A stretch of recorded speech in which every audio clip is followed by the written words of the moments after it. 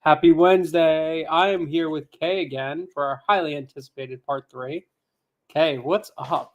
What are you What's up, doing? Dennis? How are you doing over there? I want to know. I know you're interviewing me, but I want to know about your big subdivide deal too. While we're talking today, I saw that. Yeah. So we got 3 we're kind of playing around with right now. Um, one of them we have under contract that we're working, and unfortunately, we just found out we don't have water on it. So that kind of it doesn't kill the deal; it just changes the deal. Our profit goes down from like a $2.5 million profit to like $1 million and a half. So Poor we still you. make, I know, right? Poor you. It's like, yeah, it's like we still make money, but it's not where it was. You know what I mean? Yeah. And the difference is now is like before we could sell a lot on cash, but now we probably have to sell most of these on notes because most of the time, dry land like this, people don't want to, they can't get bank financing or they can't get, Right. they just don't want to, right? They'll just look for a better lot for a little bit more that has water. So it's kind of tricky, like where we are, the fault line kind of comes down, and right there is like where we are. And that's where our water goes from 600 feet all the way down to 3,000 feet. So it just doesn't get Wow. feasible to get wells. It's over $2 million just for the well. Um, and then water lines, there's water lines front and back, 2 sides of the street. Unfortunately, neither of them could support any more lots. So we're at this like point where it's like, well, we can't really do much about that. So it doesn't kill the deal; it just changes it. I'm still, obviously very happy with it. Um, it's just going to change how we dispo, change how we do things. So actually, right now, we're going in and doing preliminary marketing. Like we're going to test the market, basically like take our lots, send them, post them, do everything as if we own it already, and gauge interest and see what kind of like results we get. So if we get people that are actually hitting and actually want to buy the properties, great. And we'll probably put them under contract and then close on them when we close. So almost Yeah. like double close individual lots and all that stuff. But we got good surveying numbers back and everything like that. We found a surveyor that's going to chop up 300 acres for 10 grand. I'm like, this What? did this guy forget a zero? Does he think it's 30 acres? Yeah, because we just paid 7,500 for like 20. Something like something simple. Yeah, that's I, well. That's yeah, a win. that's a You huge gotta. win. Yeah, I yeah. paid I paid Not to win. $3,500 for one lot just to do an easement survey. Just an Yeah. easement was $3,500. But I'm getting 27 lots subdivided and a plat for Have you seen this guy's work 9,500. before? He's on. I mean, obviously, like we've looked at other. We got him from. We looked at other surveys in the area, Okay. and that's where we found this information. He's because they have to like post their Oh well. name. Okay. All right. Making So sure. he's obviously certified and everything like that. So like, Make sure you didn't find him on Craigslist. yeah, Like yeah, I'll do it for 10 grand. yeah, he's using like a twig and a berry, like Yeah. hanging out. Yeah. He's like, yeah, Exactly. it's about the line. Yeah, don't worry about. Yeah, no. I think two things. I think that's great throwing it on the MLS to gauge interest. We Mhm. we do that too because sometimes we'll do a double close, throw it on the MLS, and if it's really hot, we'll just end up buying it. Yeah. Yeah, and just having more control over the deal. So I think that's great. Mhm. Now, for people who run into the issue with water, are there other options if someone wanted to buy a parcel and they drilled and they said, okay, look, we can't get a well out here.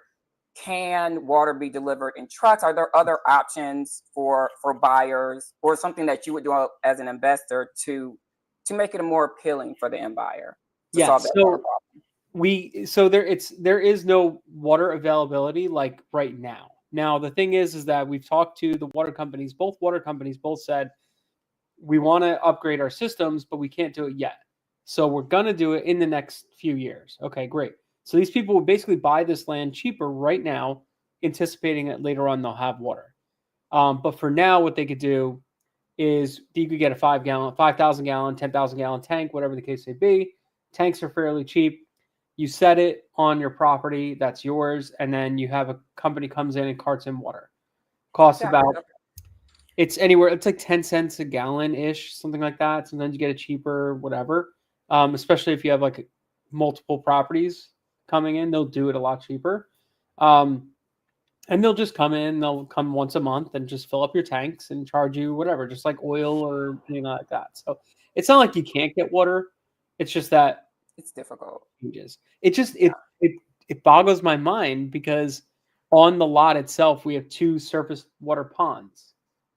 I'm like, how is there surface water ponds but yet no groundwater for us? No groundwater. Yeah. It just Yeah. to me it just doesn't make sense. I don't know. That is crazy. Whatever. Would that be a value add, adding the tanks maybe to the parcels that you feel like would be worth it? So what to we're sell going to them? do is, since we're doing it on seller finance, we're not going to add anything preemptively because some people might just want the dry land for storage. It is Yeah. in a really high demand spot. It's right off a highway between Waco and Mart, which is Waco's a growing city. So Mhm. we're like 15 minutes outside of Waco. So some of the buyers that might potentially buy this could be a tractor trailer owner that needs to park his tractor trailers there, whatever. And if you could buy it cheap enough, great. So there's that. Some people might want to just graze cattle there because there's a couple lots currently that graze. Well, the whole parcel right now is cattle grazing. Okay. So we do that. So there's options. So I don't want to do it and spend the infrastructure and then they don't use it. So Assuming what the end user is going to use it for. exactly, yeah. I Right. never like to Right. assume because I've made that mistake and I've actually spent money and like assumed what somebody's going to do with the lot and spent like 10 grand on it and then I don't get that money back. Yeah. So instead, if somebody wants water, I have no problem. I have 5 well drilling rigs. I could sell you. No thanks. I'm not looking to get any more businesses. I am good right now. You sure, Dennis? I know. Talk to me in like 3-4 months. Let me see how bored I am. Yeah, no, right now I'm good. But no, so what we'll do is like if somebody does want to do that, we'll offer financing for that. So like let's say they buy the lot, we'll also say, okay, great, you want a 10,000 gallon tank, no problem. You don't have the money for it. We'll put out the money and then just roll that into the financing and all that stuff. So this way they could get their water up and going, but they don't have to come out of pocket for it. And the nice thing is like we could sell like a normal lot dry could sell for like 8,500 an acre, but since we're selling or 8,000 an acre, since we're selling it on seller finance, we could probably sell it for about 9,500 to 10,000 an acre on seller finance. With how large are the parcels that you're selling? we'll do 10 acres. Do 10 each. acres. Okay. Yeah, Okay. actually, I could pull up a plot. Yeah. Nice to see. Typically, when you're doing owner financing, do you feel like it's more advantageous to sell that kind of product on the MLS or like on like a Facebook land.com maybe kind of situation? So we're gonna put a lot of them on Facebook. That's honestly where 90% of the buyers come from. But what happens with the MLS is you also get some buyers that come in through there. So we'll list them some on the MLS preemptively, just see what happens. But yeah, this is the total thing. This is our preliminary plat. So each one of these, each have like 240 feet of road frontage. So it looks thin, but it's such it does like from looking at the plat. Yeah. But it's still 240 feet. And all these lots around here are only like 5 acres, and that's exactly what they have. It's the same, same kind of like size. So it's kind of fits the area. We were contemplating originally putting infrastructure in and doing a road back here or like up here and then subdividing and then doing lots here, and then lots down this middle line with like a road. But then we're like, okay, once we realized we didn't have water, it doesn't really increase our value, like to go wider on a lot. Yeah. It doesn't make any sense to do that. So we said, nix that, just go with these regular good old fashioned lots and we'll call it a day. I mean, this is like 240 by, I think it's like 800-ish or something like that. Okay. Yeah, somebody asked if I made less lots but larger tracks. Yeah, there is a thought for that, but there's a lot of demand for people under that $100,000 price range. Yeah, I was going to ask about the demand. Yeah, so like $100K in that price range is like where people will spend their money because they could come in with a $5,000, $10,000 down payment, finance the rest for X amount of years, whatever the case may be, and they're happy. So there's that. Now the other thing is we're like, somebody wants to come in and buy 50 acres, great. We'll subdivide out 50 acres. Somebody wants to come in and buy 100. Somebody wants to buy all 300, no problem. We'll sell them the whole thing. When I'm you do perfectly fine. your testing with advertising on the MLS, are you going to do different acreage ranges to kind of see which Exactly. ones get the most traction? Okay, I think that'd be a great idea. Yeah. Exactly. So what we're doing is three of us are each listing in different ways. I'm listing it one way. I'm going to be listing a single 10-acre lot, $99,000 with like X amount down, all that stuff, whatever. And then I'll also list the full 300 with 10-acre lots and everything like that. Is my audio coming in and cutting in and out, or is just Mike saying? I can hear you just fine. Okay, Mike, it's just you, bro. I don't know. The Fix your shit, bro. Um, Kay and so Dennis podcast. Yeah. Love it. So yeah, so we're gonna list them individually, and then also list them as a bulk, and then we have somebody else that's gonna list them as 50 acres, and somebody that's gonna list it as a 300-acre plot, and just see what happens. And then yeah, we're just gonna try different things, and see what kind of works best, because we still have 60 more days until we actually have to purchase the property. So you're in your due diligence period right now with the seller. Are you going to? Do you plan on holding and managing those notes, or are you going to use a service for that? Yeah, we'll put it through a service. Yeah, I have a nerd service I use already for my rental properties that anyone's we keep will just throw it through there. Yeah, they deal with Texas and all that stuff. So Nice. they're cheap. They're like, I think what does he charge me for a double wrap, which is like 2 notes essentially? He charged me $35 a month. Okay. So for a single, it's like $20 a month per note. So it's really not that bad. Yeah, so we'll see. That's an interesting one. We have one in North Carolina. Me and you need to talk about actually. Ooh. It's in Alamanche. Okay. Alamanche, whatever. Elements. Alamanche, yeah, whatever you want to say it. I said it wrong one time, and the guy's like, "Y'all ain't from around here, are you?" I'm like, "Not." Yeah, I forget which way it was right, but yeah, Yeah, we can talk about that one offline. So what are you doing these days for your business? I mean, I know you're so new to this, growing and everything like that. What are you doing as far as like how does Dispo look? How does that kind of stuff look for you? Yeah, so month 8 for me in the business, and still doing direct mail, only direct mail. Haven't Yeah, I got touched this cold from direct calling. mail, guys. By the way, this was direct mail. Somebody asked how I got it. Direct mail. Oh yeah, that's what I was going to ask you too. How did you get this one? Yeah. Okay. Direct mail seller finance offer. Very nice. Very Sat on nice. his fridge for 4 months, and then he decided to call me. That is the beautiful thing about direct mail. Yep. Yeah, text We'll messaging is not going to do that. Yeah. But yeah, same marketing channel. You know, I'm in the same markets. I only do 3 states, and just doing the same thing and just getting better at doing the same thing. To be completely honest with you, we're gonna have our first 6-figure net profit month next month, which is really great. About 175,000 in net Damn. profit. So that's exciting. Yeah, And oh yeah, that's freaking great. In month 8, that's amazing. yeah, month 8. How Yeah, many it's parcels cool. is that? It's four closings, 4 That's deals. so Yeah, 4 that's deals. even better. So your average is like what, like 40,000? Yeah, it's about Yeah. 40, yeah, 43, I think, when I did it. And you know, the goal has been from the beginning to keep a small team. So it's just me, and it is Candace, my acquisition manager. It's Mm-hmm. just the two of us just killing it, you know. Yeah. And it's like we want to send mail only, because it's just a passive. Simplicity thing. Yeah, it's simple, right? It's simple. You can do a mail campaign, mail night, send it out, you know, Yeah. all that good stuff, which I love about it. And you know, the calls come in, and they come in Mhm. during regular business hours. They're Mhm. not messing with your weekends, and it's just I want a calm business, and That's so it. that's what we've been working on from the beginning.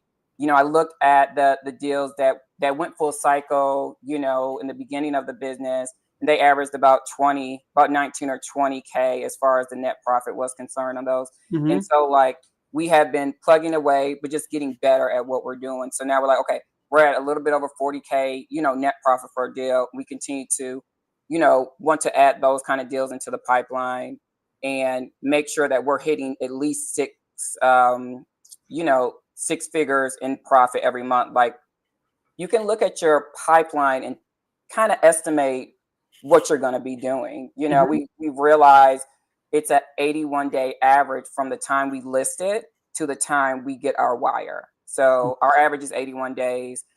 From that, it's a little bit longer from PA signed to when we get our wire. Yeah. But We anticipate about 5 months from PA sign to yeah, like full to yeah, go for a deal to go full cycle. It's about 5 months. yep, So yep, we call that our cash conversion cycle. From mailer going out to deal closing on the other end is 6 months.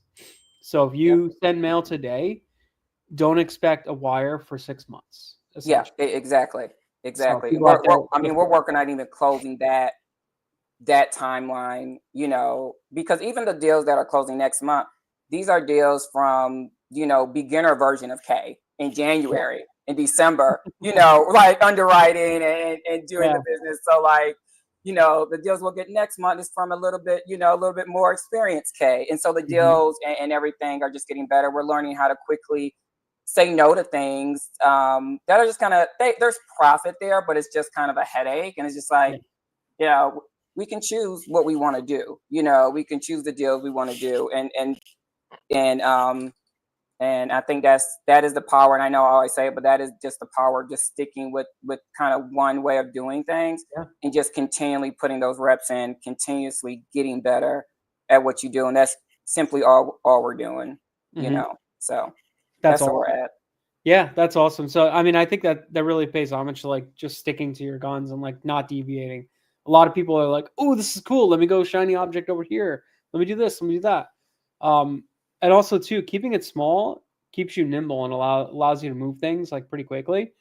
I've I've come to realize too, like I give away a lot of power, and then what happens is then it takes me a few months to start realizing that things change, and Yeah, I'm not they pivoting do. fast enough because I have to wait for the KPIs to come back for that stuff to like kind of start happening. I'm like, okay, You something's do. wrong here, but then I've already lost 3 4 months.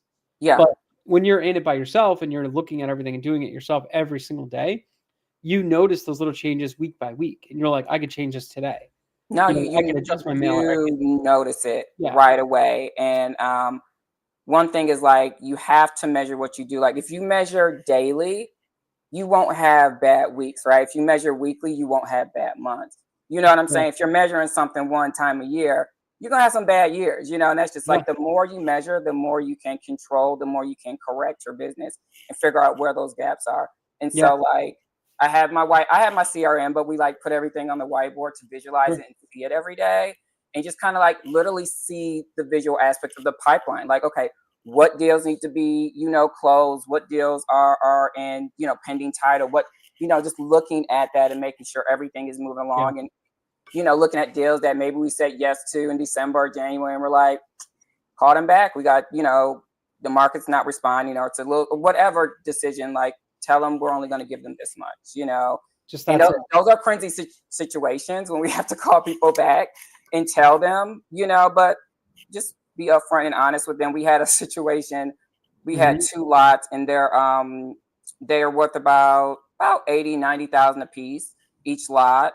And we put it on market immediately. So like got under contract from some investors that are going to build on it. And then we found out that like the neighbor, like first of all, neighbors are the worst in land. Worst, Like like worst. you don't have to worry about the sellers, you don't have to worry about Mm. the county. Like the neighbors are your like they're like a They're your deal thorn in our killer. Yeah, ass. yeah, yeah, because Yeah, they'll like literally go like yell at the people that are going they to look at this. will. Like Yeah, your soil people, your people doing a survey, whatever. The neighbor will come out and they feel this feeling of they own the land because it's been vacant so long, or maybe they mhm, like used it to cross over, or they don't want anybody to build on it, and they're just the neighbors are the worst. That's what I'm realizing. But anyway, neighbor came outside and told my real estate agent that was there, hey, just to let you know, we've been I used this lot and I got permission from the owner, you know, years ago to cross over and raise my goats. She has a freaking goat farm, right? This is like a goat farm, all in like North Carolina, like goat farm. So she's like, I'm gonna sue, you know, all those things, and we're literally at closing. we're literally about to like buy these out, right? And we Yeah. were going to pay 45 for each of them, sell them for 90. And, you know, real estate agent, she's like, I got bad news. I'm like, that's great news because we didn't buy them yet, you know. And come to find out that, you know, the owner had no idea who this lady was, did not give permission, any of Really? that. Yeah, any of that stuff. Anyway, it was nice because we were a little nervous to go back. We were right at closing, right? Yeah, People, yeah. sellers are counting their money. They're like, I'm spending it on this. They're Oh ready yeah. to receive that They got the wire. car picked out. Yeah. Yeah. Exactly. We tell him, you know, he's a little upset. We're like, hey, we go to the county, real estate agent. She's awesome. She goes to the county, figures out like this lady can't have these freaking goats on here, right? She can't do this legally. So we're like, okay, we're fine there. And we go back to the seller and we're like, hey, this is a liability for us. We don't know what we're buying. So like we still want to move forward, Mhm. but we only can do like 25,000 a lot, you know. It's like, and he's just Yeah. like, the tax value is 90 per lot. Da, da. And you know, you explain the whole tax value is not the market value and all this Mhm. stuff. And we actually got an email back this morning. He's like, I'll take 33 a lot. And I'm like, I'm gonna go back and like, we can do 28. Like we can do 28. Yeah. So but like just like to be able to talk someone down, you know, from 45 a lot to, you know, all the way down to, you know, potentially 28 a lot is Yeah. just it's huge. That was kind of our first experience dealing with something like that. So we kind of like Mhm. to stay with the number that we give the seller, to be honest with Yeah. you, if we There's can. times to retrade where you have to, but Yeah. sometimes, like, when you give a number, you try to stick to it. I Yeah. agree, but there's also things that happen in due diligence that you have to retrade on. 1,000%. Yeah, Yeah. yeah, 1,000%. So that was our little crazy goat situation. But every situation we have is like a neighbor acting crazy or like coming out with a shotgun and Yep. you know saying that they don't care about the easement that's in place and you know all of that Yeah. craziness. So We almost had this one subdivide blow up because the drone guy was out there and the neighbors came out and we're like, "What are you doing?" And he kept getting annoyed that everybody kept coming asking. And he goes, "There's a developer coming here. He's going to chop this whole thing up into a bunch of little pieces and sell them all." And they were like up in arms. They ended up yep, calling the owner. The owner was like, "What the?" It yep. was like a whole People hate. thing. And Yeah, I'm like, they don't "What like is developers wrong?" coming in. Yeah. I'm like, "What is wrong with you?" It's so funny because everybody gets so mad at developers, but everybody wants to buy a house. How do you think those houses got put there to begin Yeah, with? yeah, I yeah. never understood that. Like, people hate that, like, when I flip houses and stuff like that. I was like, "You hate that I flip a house." I said, "Would you buy it in this condition?" I showed them the pictures, like, "Oh, absolutely not." Right. I'm like, "That's what I'm here for. I'm the Yep. facilitator between the perfect house you wanna buy and the shitty one you don't wanna be. I'm the guy Exactly. that fixes it all up and makes it that."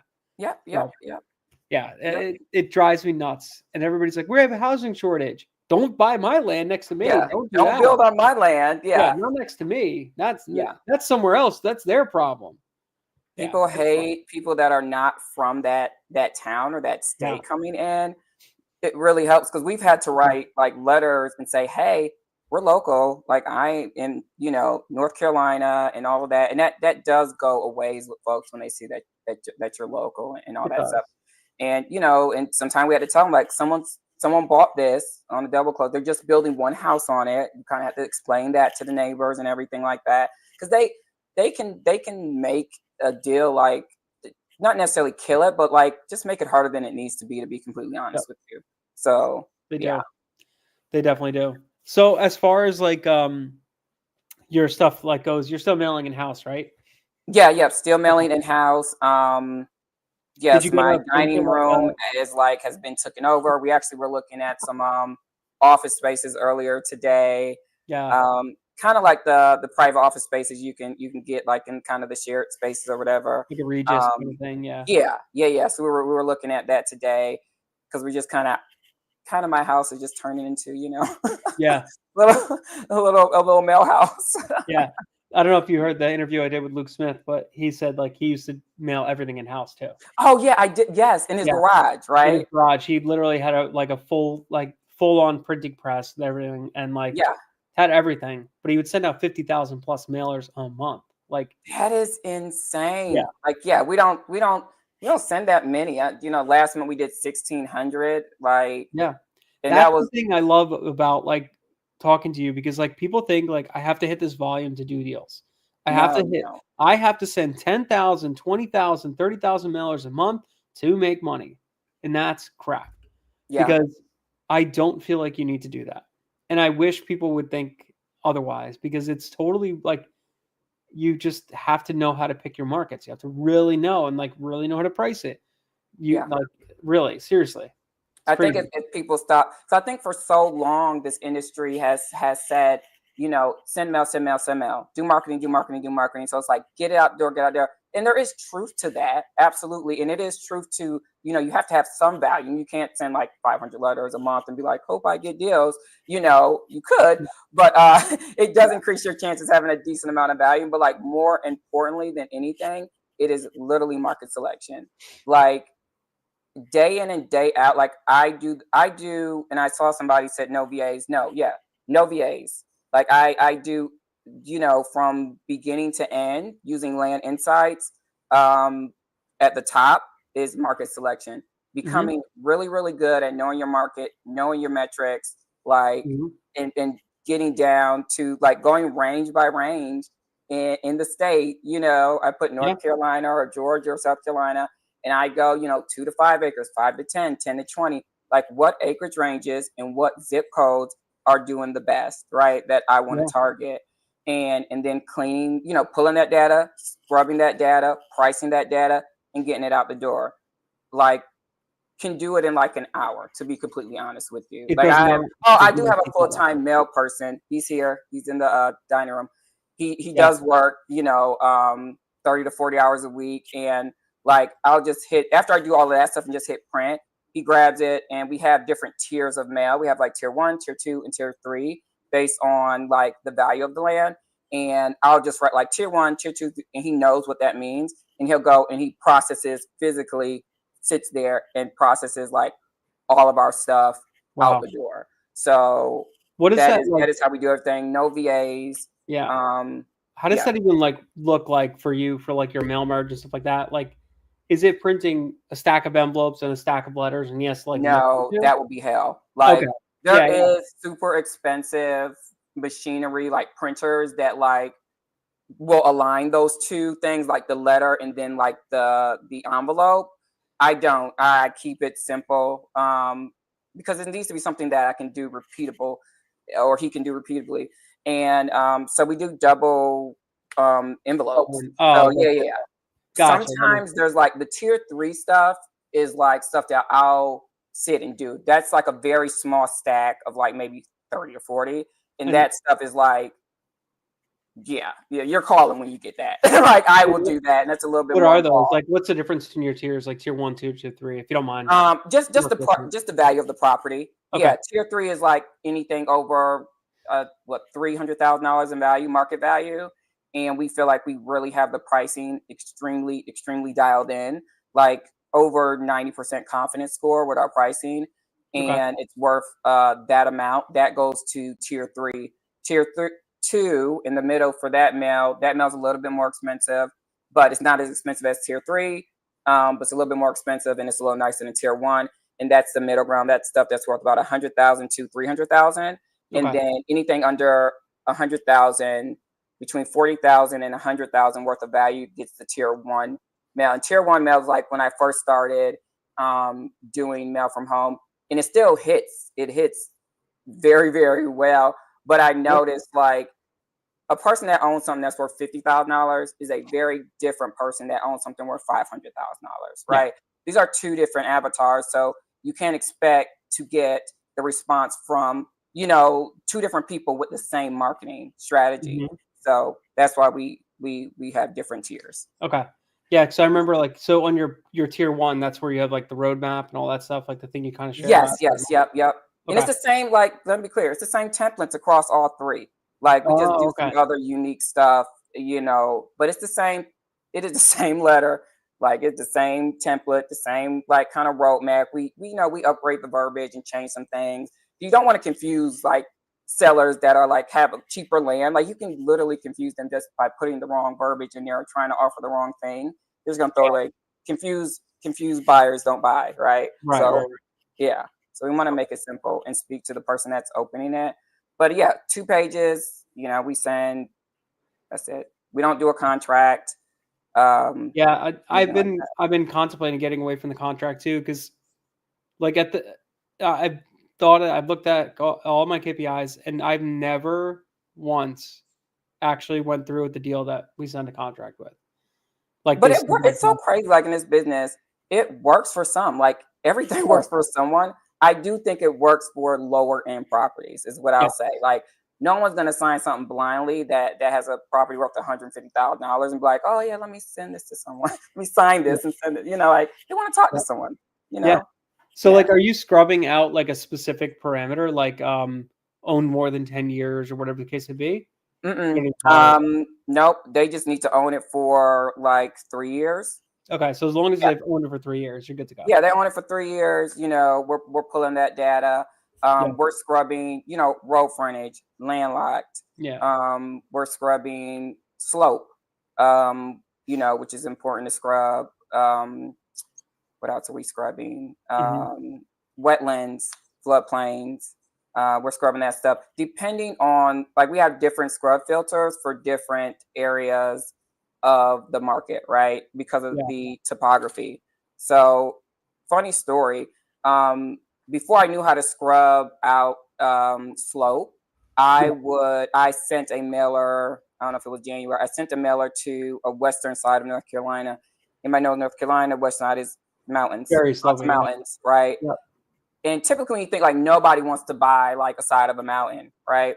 Anyway, I didn't know how to 100%. scrub out slope at this point, and ended up getting something. And funders turned it down left and right. They're like, it's too slow. But I'm looking at all the soul comps. All the soul comps, the shit is crazy slow. I'm like, people are Yeah, buying this. Maybe it's I what don't the market understand why. demands. It doesn't matter what the land is; it's Yeah, what the market eh, demands. It's what people I want. don't have to understand it. I don't have to Yeah, agree with it. But if like the market says people are buying this, people are buying it, right?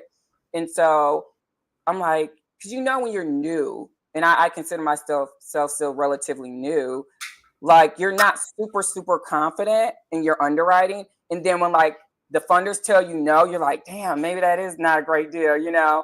But then I'm hmm like, nah, the numbers, you know, like the comps tell me differently. So Land hmm Insights told me differently, you know, with this in this zip code, right? So I'm like, no, there's something here. And the lady was super sweet, and we offered her, I think Candace offered her like more, like 55,000. The lady's like, no, I just want 50,500. Odd. We're like, okay, you know, we're like, let's try Okay. to like, let's try to like figure out how we can, you know, we're like, maybe we'll double close it, right? Because we put in our contract, you know, we got 2 weeks anyway for due diligence, and we were just gonna buy this one out. But then I started getting a little bit like a little skeptical with the deal because funders are saying no, right? But then we I went and drove out to the parcel. It had a beautiful like cold water creek running on it. Got it park tested, parked. There's a little buildable area. It probably needs some grading, but it's beautiful. Like it is Mhm. beautiful.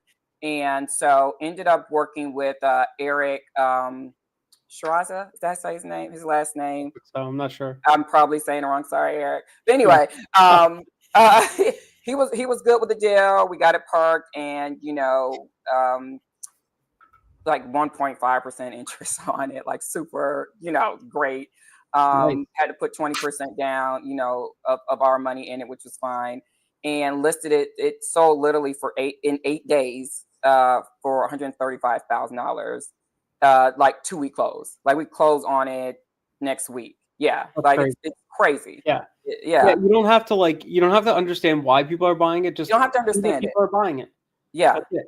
It took me a long time to take that disconnect out, because I used to look at stuff and be like, I don't like this.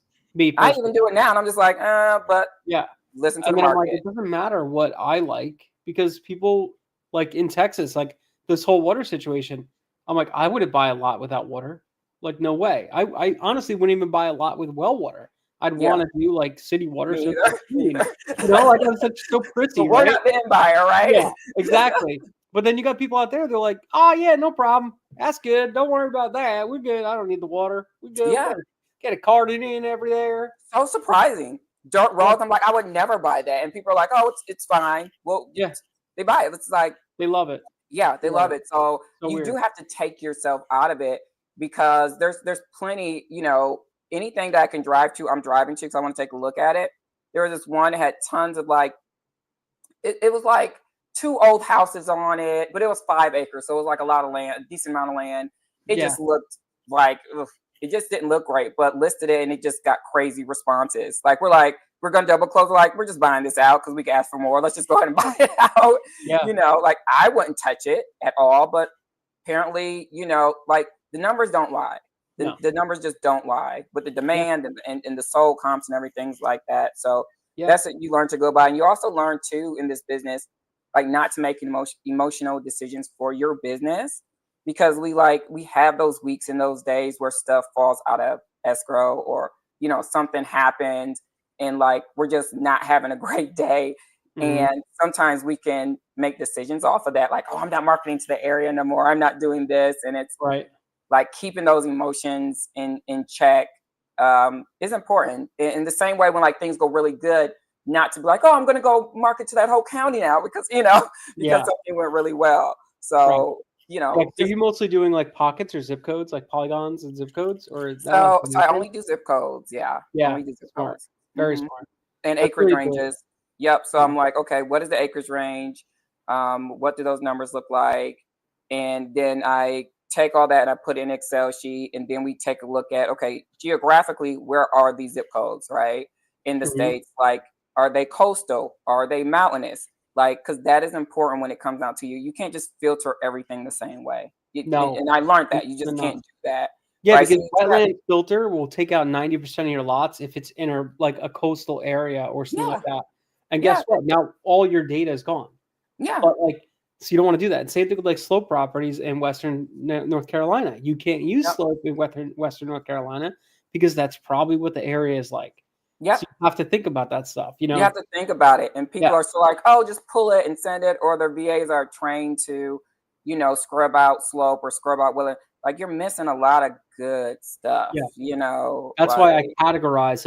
I don't delete, I categorize. And then I will mhm. go like for each county, each zip, whatever the case may be, and look at the lots and say, okay, this is an 8. We can do this. We can mail it like that. Boom. Yep, That's it. yep. You know? So that's what we try to do. Let me read That's the read comments just to see if we can answer anything here. yeah. Okay. Still tracking the same. Yep, letters per deal. We're still at about we're at like 8 and some change, 800 and something letters per deal. Yeah, we're just working on now better deals with bigger spread is what we're trying to really Yeah. perfect If right you're still now. getting 800 with the bigger spread, that's really good. Yeah, even with the Unbelievable. 1600 we sent, and it wasn't on purpose either. I didn't be like, oh, I'm going to send 16, you know, last month. We sent it because we ended up having to do some damage control with, we just ended up giving too many listings to like one agent that just wasn't doing great. He, Mhm. let me not say that. He was doing the best of his ability. There was a gap between my expectations and what his deliverables should have been, and so we Mhm. are working on closing that gap. But in the meantime, we had to take some listings away and do a little Yeah. damage control with that. So that is why a lot of effort was spent last month doing that, and we didn't get as much mail out. But even with the mail we got out, we have like one signed PA from those 1,600 mailers. That is a nice, very large spread. And then we have three pending PAs too from that one. Um, Nice. so even with sending, only the 1,600, we still Yeah. got good traction. It just lets us know like we're getting better at our selection. We are getting better at our marketing material and being more targeted to speak to specific sellers, right? Yeah. So yeah, Yep. Yeah, it's the way to be, honestly. And I think there's a really good testament to like just being more granular with your market selection, with your pricing and everything like that. The days of like broad strokes. So we used to just go into a market and just take everything that's homogenous, throw a price on it, blanket it, and send it out. But that just doesn't work anymore because there's so many nuances inside a market that so many. you got to be very particular with your pricing. You know, Yeah, um, we just sent out this month. We're prepping out 6,900 pieces, but it's 6,900 pieces and it's priced like 10 at a clip, if that, like something like that. So it's like a huge, amalgamation of multiple markets, like all over the country. We've been mailing it, slowly trickling it. But now I'm like, hey, let's just take everything, combine it one, boom, blast it out one shot, and let's see who calls from that. Yep. See Um, what happens. yeah, because I mean, it's the same thing. It's small scale, large, whatever, large mailer. But I'm just curious what kind of response we'll see with that. Um, I should anticipate, like I anticipated something around like every letter I should probably get a deal per every like 1,000. Originally, I think I'll probably get something like close to that or better. We'll see. Yeah, So that's gonna be nice. It's yeah, gonna so be very, very potentially that nice. could be like that one mailer could profit us like 400K if that's about what our KPIs translate out to be. So we'll see. That's Um, exciting. yeah, That's I exciting. love doing that stuff, and like then we still mix in like some of the bulk stuff just because we want to keep the phone ringing and whatever. Yeah, But, yeah. That you know, is one thing. Like whatever is working, keep doing it. And I had to remind myself that too. Because at one point I'm like, I just want to do huge deal. Like with huge is different for everyone, but like only things with 6-figure spreads. I was just thinking, yeah, yeah, and I had like, and it was just a moment, and one of those emotional moments, and I was just like, that's dumb. Come on, like don't do that. Like yeah, so I'm just like, keep doing what's working, but in addition, add on whatever right, little creative, get cute thing you want to do and yep, track that as well. Like yeah, don't stop because like you said, what you do in January, you're gonna see the benefits of it in March or April or May. So you yep, don't want to, you don't want to handicap yourself and then you don't have any deals because you yeah, tried something new. And so I thought about that. I'm like, let me just keep doing what's working, and in addition, do all yep. these other tests. And So also go for full changes. Like, don't change your entire business overnight because you're not going to see the repercussions of it for 6 months, right? mm-hmm, mm-hmm. So I made mistakes last year where I was like, all right, full stop. Let's change everything we're doing. Let's go this way. And we pivoted. We did it. Everything changed. The teams had to learn everything. I mean, my team's small now. I got rid of some people. What does your But team look like like today, Dennis? two VAs for data, data pricing, polling, marketing, everything like that.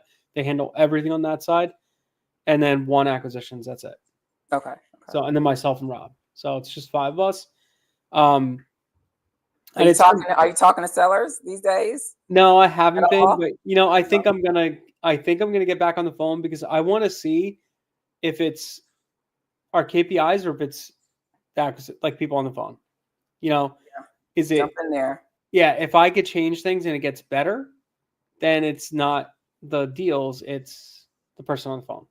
Yeah. So that's what I'll have to say. I like him. I think he's great, but I am curious because like there's things, we might have everybody gets like comfortable sometimes and whatever. We'll have to change things up. So I Yeah, don't yeah, like to and then, shake and things then up your too seller will also tell you on the phone little things, that maybe aren't being communicated to you, soon.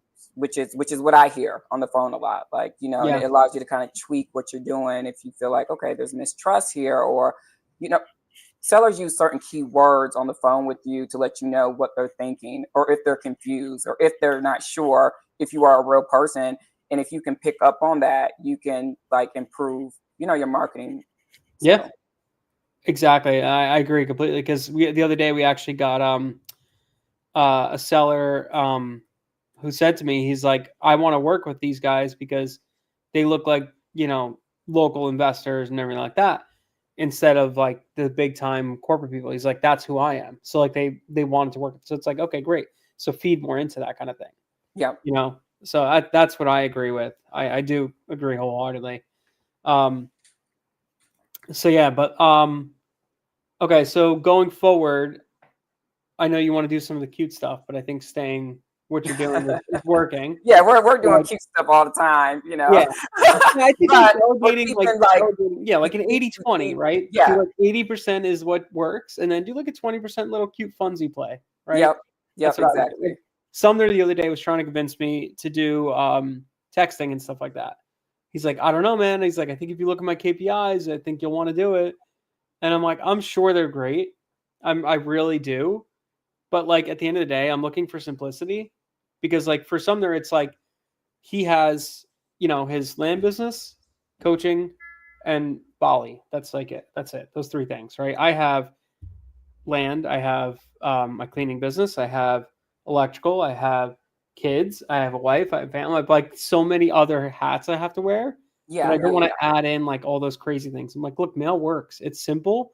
It's easy. It's the most trusted acquisition field. Like, why not just stick with it? I don't know. Yeah.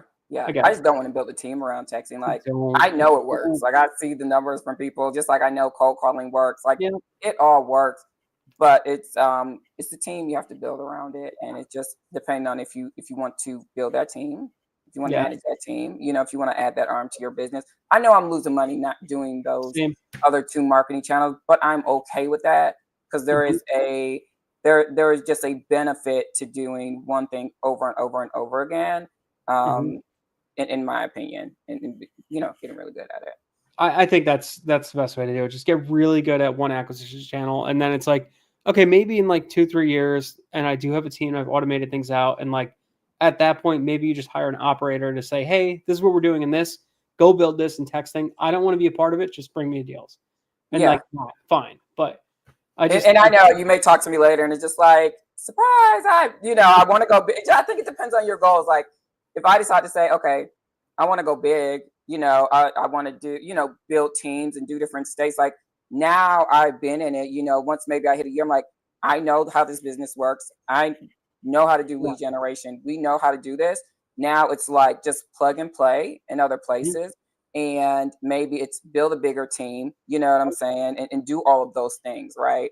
Because we got a year in and we know how the business works, and we know we have direct mail that we know how to do really well. So let's learn these other things and let's build this huge business, right? So maybe that may be something I want to do later, but like right now I don't. Yeah. Not right now, not today. I know you're in 3 markets now. Are you planning to expand anywhere else, like with like partners, or just kind of by yourself, or what do you kind of? No, I have a family friend that I'm helping and taking him under my wing, and he wants to learn the business.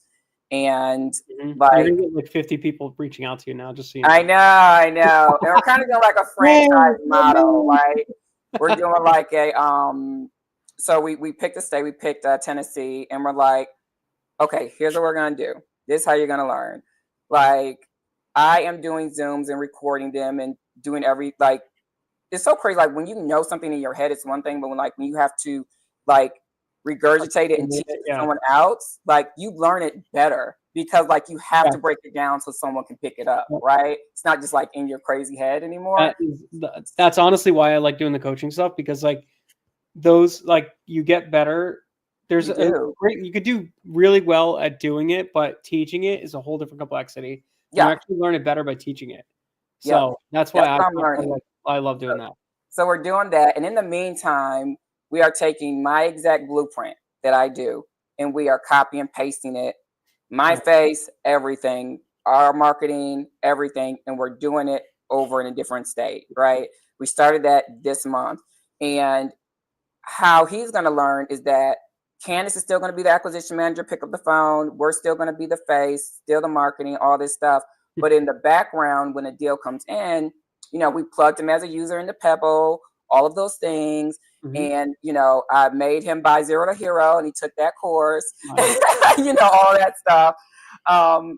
But while we're building, his presence online and all of that good stuff, his entity and the LLC, like all that crap over there, business bank accounts, I think for the next 90 days, when calls come in, yes, Candace will answer it. We'll put the notes in CRM, and then we're going to tag him. And in the background, he has to learn and do everything himself. He has to learn how to count. He has to learn like all of those things in the background that aren't customer facing. And that is how he's going to learn in the background while still being able to generate revenue. I'm going to take, 20% of those deals just for, doing it, whatever. Candace will still get paid, her percentage on the deals. So teaching, everyone's making a little bit of money. And once he's experienced in the background, and now he has his, Google presence and all the business stuff set up for his own business, it's just like, okay, go from here now to yours, right? And then it'll be an easier transition. So really excited about that, and just to kind of see how that goes in a different market and like everything. The home investors kind of model. That's what they do, is like they basically come in, they're like, okay, we're going to teach you how to wholesale and everything like that, and flip houses, all that stuff. but you're using our stuff. So like, here's our mailer. This is what you're doing. Here's market selection. This is what you're doing. Yeah. Like, they do everything for you, and then boom, they mail everything out. Like, you mail, well, kind of whatever. And you just kind of learn from them. Except the difference with them is they expect you to do all the acquisitions and everything like that.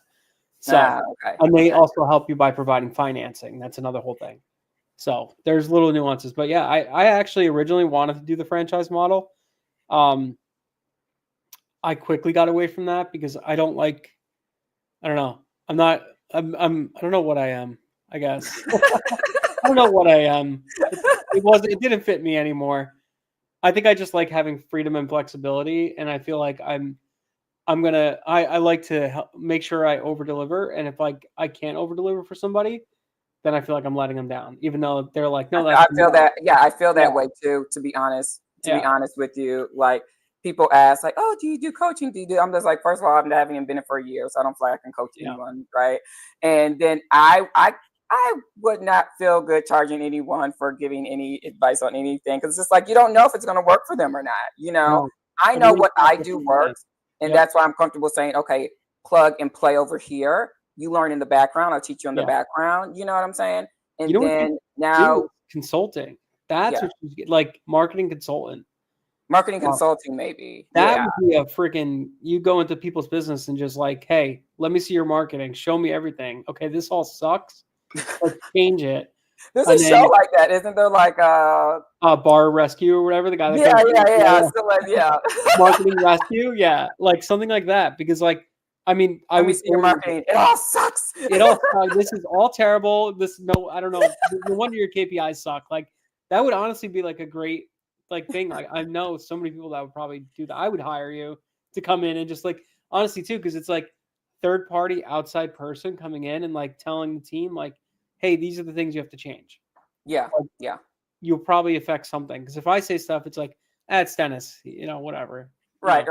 They love me, but it's like kind of like, he changes things all the time. I think I would cringe at like, okay, you go in there, you tell somebody to do something, and you charge them for it, and then they do it, and it doesn't work for them. Like, I think that's why you would sell it as like I'll get a percentage of an increase of KPIs or whatever. Like, like on the back end, like if your deal flow is like $30K a month, right? Land Rescue, somebody said. If your deal is like Land Rescue, that would be a cool name, right? Hey, Land Rescue. So yeah, you could like come in and say like, all right, you're making $30K a month. Well, I get any increase over 30K a month. So like, if they go to 100K a month, you get 20% of that 100K a month to come in and just change your stuff. You know what I mean? Yeah. No. Because then you're not coaching. Like, they still have to know how to do the business, but you kind of like just tweak things. Tweaked it a little bit. Yeah. Might have another business in your hands. Look at that. I don't want another business on my hands. I know. If it's simple as going in, evaluating, and just consulting on telling someone what to do, I just don't want to like do the thing. Like, I think that's a lot of time and effort there. So no, it's a lot. Yeah. Kids count as 10 businesses. Damn straight. Damn right. Like, yes, they do. And they cost like 10 businesses. That's exactly. They cost like 10 businesses. Yeah, exactly. We went to a jewelry store yesterday for my wife and stuff like that to get my watch cleaned and her rings fixed and resized and stuff. So we went and I brought my daughters with us, and we were looking at Mother's Day gifts and stuff like that. And my one daughter is like, Dad, I want this, I want that, I want this. It's like all the gold, everything. I'm like, of course, the most expensive things. I was like, honey, I'm not buying one. Like I said, you learn how to like keep a jewelry box clean and I'll think about it. But like right now, it's like freaking stuff everywhere. Like, you don't know where anything is. It's not happening. Yeah. So, look at you. You're starting early for shopping. That's good. Yeah. Yeah, I try to get it done early. All right, I got to go. Speaking of kids, I have yes. I know you have a cut off here. Soccer, so I'm out of here for now. But okay, this is awesome. Let's do another one. This is always great. I know. We're part 4. We'll get it on the calendar soon. Every single time, like there's always like 50 plus people in here hanging out. So I love it. I love it. Great. Yeah. All right. We'll talk soon. Okay. Okay. You've got like 6 people who want to be mentees. Good. We gotta start Land Rescue. That's what we're gonna call it. Land Rescue. That's what we do, honestly. That'd be great. All right, All right, thanks, bye guys. guys. We'll see you soon. Have a good one.